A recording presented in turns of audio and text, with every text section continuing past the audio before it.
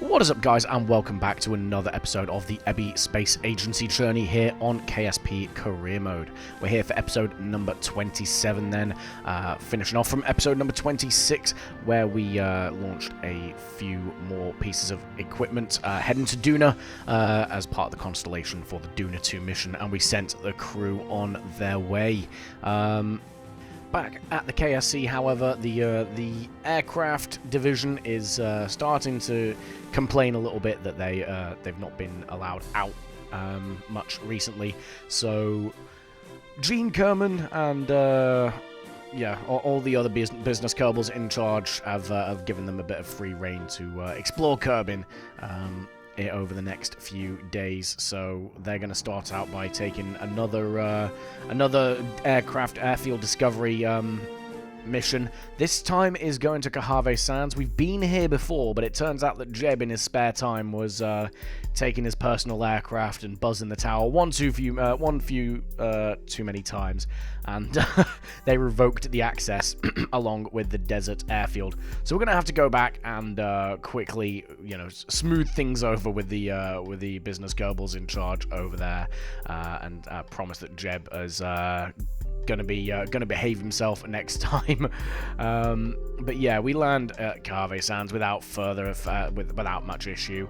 We're taking the Scuff Airlines aircraft here, park it between the two hangars here, just to stay out of the way of the taxiway. And once we've sorted that, we get on our way and return back. We have a little bit of a wobble on approach. I don't know what really caused that, to be fair, but the rest of the landing's fine. You see, we kind of float it on down using most of the runway, but it's a long enough runway that we can do that, and then park up and stick the plane back in the hangar until we're ready to head off back to the desert airfield.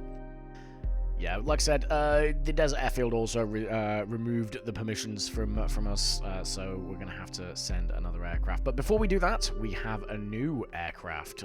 That's why the aircraft weenies were kicking off a little bit about not being allowed out. They have a new toy for us to test, and that is what the purpose of this flight is at the minute, with Jedman Kerman and his crewmate. In the cockpit there, they are testing a new form of aircraft, one that is supposed to be able to outrun sound itself. That's right, guys. We are testing our first supersonic passenger aircraft. It wasn't bad, however, it, as you see, had a few stability issues, as Jedman and his crewmate are finding out quite severely. Obviously, this is sped up a little bit, but it entered a flat spin quite easily. Those three engines underneath just weren't providing the right level of stability for us, so it's back to the drawing board for the designers. Thankfully, they did make it back in one piece. So it wasn't a complete disaster. They were able to regain control of it, so they're just working on the blueprints for the new version now. We then head off to the desert airfield in the Scuff Airlines aircraft, and if you look at the left-hand side of your screen now, you actually see what looks like a pyramid or an anomaly en route. We descended a little bit too early, and I'm actually kind of glad that we did, as Kurt and his engineer managed to catch a glimpse of that one of the wonders of Kerbin, before then obviously making their approach back into the desert airfield to enter the negotiation room, and once again apologize profusely for Jeb's antics. That doesn't take too long. We then obviously turn ourselves around and take back off into the skies, and back off towards the KSC. We get this lovely sunset as we're flying on back. Again, the volumetric clouds are just coming in absolutely clutch once again, but it does mean we're in for a nighttime landing at the KSC, although we've got a fairly decent approach angle, and then we bring ourselves to a stop, taxi on back to the hangar and park up, and from there it is basically time to revise and redesign this aircraft, the KS-101 Courier, pretty much solely designed for taking our airfield signing team to far-flung airfields in short durations to super cruise up at high altitude at supersonic speeds, and obviously get that done quicker. So you see, we switched from a 3-engine configuration to a 2. We reduced the size of the engine slightly using a tweak scale, and we redesigned the tail, and ultimately just basically looking to make it more stable. And yeah, we then go ahead and paint the wings away from that test base metallic color. And yeah, we take off. The engine's screaming. It was a little bit tentative to take off, but once we get up to a high enough speed, it pulls it away rather smoothly. And yeah, to be honest, guys, it flew really nicely. The changes we made definitely helped. We had no real issues. As you see there, we're testing the maneuverability at this point. We don't have anyone else on board. It is just Jensen and I want to say not Chad Pond. It was I need to move my character out of the way sometimes to be able to see them. But yeah, the two Kerbals on board were fine. From there, then, we go back to mission control and we let them know it is ready to go, and we take this thing out for its first live mission. Full of business Kerbals in the back, and we'll see how it went.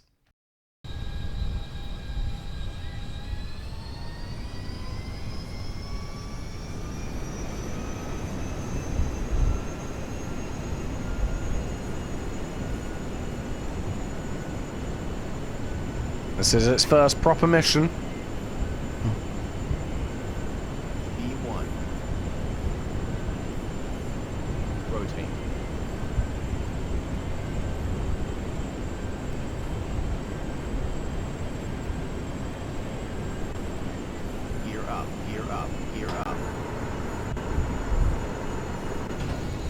So yeah, we get into the air nice and simply there, and we make our turn. We are heading to Polar Research Alpha.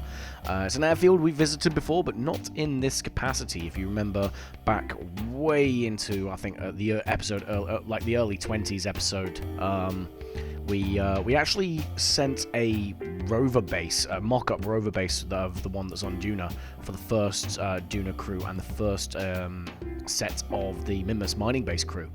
We flew into this airfield to then unload that equipment.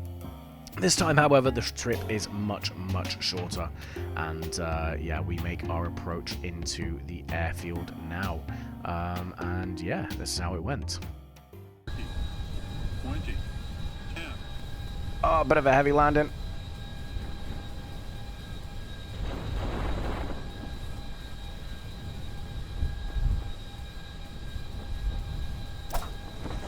All right, nice. Yeah, so we we put Ryanair to shame there with that landing. Very nearly ended in tears. There's Ryanair landings, then there's Ebby landings, and that was definitely the latter. But yeah, the aircraft survived it, came to a stop, and we signed the paperwork before heading back. And yeah, the flight itself back was pretty uneventful. You see there, we're just making our approach back into the KSC, going subsonic. This thing actually glides very well when it's subsonic. But yeah, we make our turn back through. We weave our way through the radar dishes and head our way back into the smaller of the three main runways. And yeah, we come to a stop and well, deploy the chutes before then taxiing to the hangar. See, we're dragging the chutes with us there. They don't really detach. Well, we don't want them detaching on the runway. We'll pull them off the runway before we let them go. And that is the inaugural flight of that supersonic cruise business jet, or whatever you want to call it. The KS-101 Courier. That is its inaugural mission complete. And then we're going to take it straight back out to Balkanar Bauer or Balkanbana? That's it, Balkanbana airfield. So this is way off to the east, west even, and it's It went fairly well. We have to approach it from this angle because as you see the other side of that runway, it pretty much just puts you straight into a cliff. I don't know who designed this runway. I feel like there's someone that probably went off and we hired them to design our spacecraft afterwards. But either way, they should probably be tested for narcotics. Because, yeah, there's only one way in and one way out of this airfield, realistically, unless you want to pull some Evil Knievel's type stuff. They even put their water tower in the middle of the runway. That is that is how baked this guy must have been when he drew up the blueprints. But thankfully, the aircraft is small enough. We return home without further incident and line up our next mission, which is to South Field. So as you can see here, guys, we are pretty much just chaining up these signing missions. Making the most, really testing the use of this business jet, and just to keep the aircraft division happy in the KSC, so they can't say they're not getting enough attention and funding. And yeah, I mean, it did lead to some very, very nice views, as you see here, flying into the sunset once again. Did make landing into this airfield a little bit more difficult than it needed to be, because we didn't know what the heading of the runway was. We'd never been here before. And I will say, this is a quirk about the curb inside giving aircraft a purpose mission. There is a bit of an issue with the runway here, guys.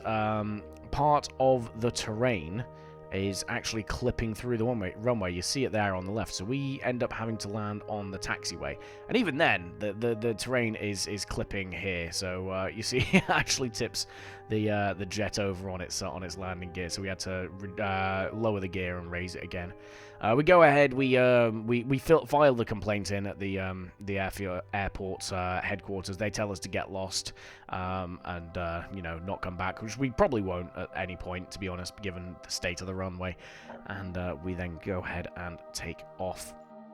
Before getting a view of a couple of other airfields as we fly on back, and yeah, nice long approach here into the KSC. Again, it is a little bit less than stable at low speeds coming in for landing, but not anywhere near as bad as the Scuff Airlines aircraft. So it was very easy enough to manage. And then we set up our next mission. I think there's a grand total of like 7 flights this aircraft is going to make in this episode, so buckle on in. But this time we're heading over to Harvester, which you see is right in the middle of these mountains, which would be great, except it is rapidly approaching nighttime. Thankfully, it is lit up well enough that we are able to see it despite the darkness, and we managed to put down nice and cleanly on the runway. It's a very good-looking airfield, though. I do like this this airfield, and yeah, off we go once again. This time, though, we're flying into the sunset from the night side, so we basically reverse the flow of time. We take off in the night, and we fly our way back into the afternoon.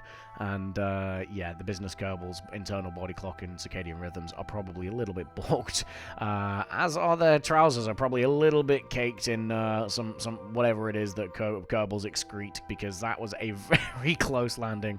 Having to thread the needle there between the runway lights was definitely not on my to-do list today, but unfortunately we found ourselves having to do it because we kind of messed up the approach. Looking upwards, though, above all the aircraft shenanigans, we are looking at the Cyclops 2. Is making its one and only course correction plane change maneuver, whatever you want to call it, on its way to Duna, as are all the other sort of ships in the constellation, this being the lander base. Also making its burn, basically just to set themselves up on the Poland, the polar, not Poland, the polar orbit that we're planning on putting these things into. And you see here, that is the Duna lander, also performing its plane change maneuver. So in total, we have 4 ships on their way to Duna as part of this mission. We have the Duna lander, we have the Ike lander, we have the Duna base, and the Cyclops 2. So we have no shortage of maneuvers and management of the fleet coming up. As you see there, we're just planning our capture burns. But yeah, it's gonna get very, very busy in the skies above Duna quite soon. Thankfully, the Duna 1 crew have already left Duna, so they don't have to get involved in the traffic management. But here we go with the plane change for the Ike Lander ship. Very, very tall craft, but yeah, it looks a little bit unique than rather than just using the standard 2.5 meter Mark II landers and things like that. I mean, it has a Mark II lander on it, obviously, but we've kind of gone for a bit more of a sort of square shape with it rather than just a big round thing. But yeah. After that, we're just setting up the alarms for when we make our SOI changes and stuff like that. And yeah, from there we continue on our way to Duna with the Duna 2.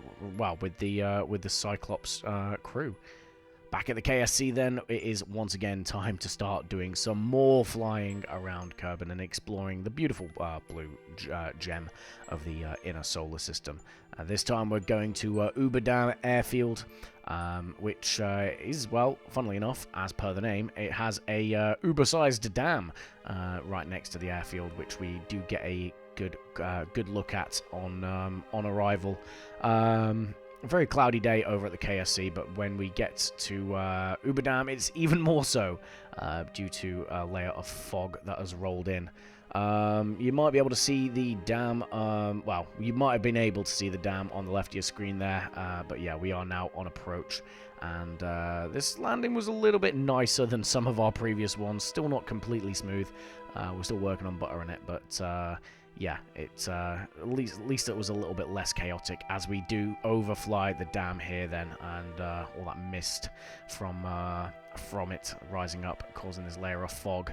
But very, very interesting. Again, I love the Given Aircraft a Purpose mod and the Kerbin side stuff for it, because it just makes Kerbin that much more interesting, right? All these airfields tend to have a bit of a unique feel to them, and it's great flying around and getting to see them all. Back at the KSC then, we're chalking up our, I want to say, flight number 5 at this point, over to Camberwick Green. It's going to be a nighttime takeoff this time, which is great for these the afterburner on these engines. That brilliant blue sort of lighting up the night around the aircraft. But the reason we're doing a night takeoff there, as we look at the Mun in the night sky ahead of us, is because we are we are going so far away that by the time we land in Camberwick, as you see, we're overflying Leicestern Airfield there with its signature bridge, but by the time we land in Camberwick, it is already midday over there. So the idea being that we set ourselves up for a daytime landing, so that we can actually see what we're doing. And yeah, we take off. Thankfully, we can go faster than the rotation of Kerbin, so we don't have to worry too harshly about landing at night in the KSC. And again, it is nice and bright and sunny on approach into the main runway. And yeah, we're slowly getting the hang of flying this thing. You see the nice, well, a bit more of a gentle landing this time for us. And yeah, I mean, this thing is absolutely earning its money, right? You know, we're now setting up. This has got to be flight number 7, Kermanson Research Station, which I believe is down at the South Pole. So this is the first time we are flying towards the South Pole. We've already been to the North Pole a few times. Now we're going to the South. But this is absolutely, this aircraft is absolutely earning its money, performing all these flights and getting these airfields unlocked for us as we begin our approach into Kermanson. Bit of a sort of basic level runway, but we pull the chutes a little bit early, so we slam into the ground a little bit harsh. But yeah, once again we land without any real dramas, and then obviously we get the paperwork signed by the Polar Research Kerbals to allow us to use that runway should we need to, and then we poke on through the clouds once again to fly home. I think after that we ended up with Kurt and Jensen, the flight crew here for the KS-101, getting themselves a ribbon in the process for being down at the South Pole, and we set ourselves up with another nighttime takeoff, this time to South Lake Airfield. I believe this is the final flight of the episode, guys. Flight number 8, if I am counting correctly. Yeah, again, this is another one where I think the designer was a little bit drunk when he drew up the blueprints for this, because while the runway is clear, you'll see in a minute, the terrain is kind of currently sort of poking through through some of the facilities there, as well as a giant hole into the abyss nearby as well. So we take care to avoid those, and sign the paperwork, and in the back of our minds say we're probably never coming here again either, before we then take off and on our way back. And you see there, we're overflying Kolar Island Air Station, as well as the island airfield on our approach back into the KSC. But yeah, that is the final flight of the episode, guys, as we float our way back onto the runway before planting it down on the tarmac for the final time, just before that storm system ahead of us starts hitting the space center. And that will also be the end of the episode, guys. So as we taxi on back, we've pretty much unlocked I think most, if not all, of the airfields available to us via the Given Aircraft a Purpose pack. So yeah, the aircraft division can absolutely stop crying at me. They they have really put the work in today, and yeah, there was a few sort of plane changes for the ongoing missions that we've got. But hopefully you guys did enjoy. Do let me know in the comments whether or not you guys enjoy these flight missions or not. I thoroughly enjoy doing them, but yeah, leave your thoughts in the comment section below. But as always, thank you guys for watching, and I will catch you all in the next one. Goodbye.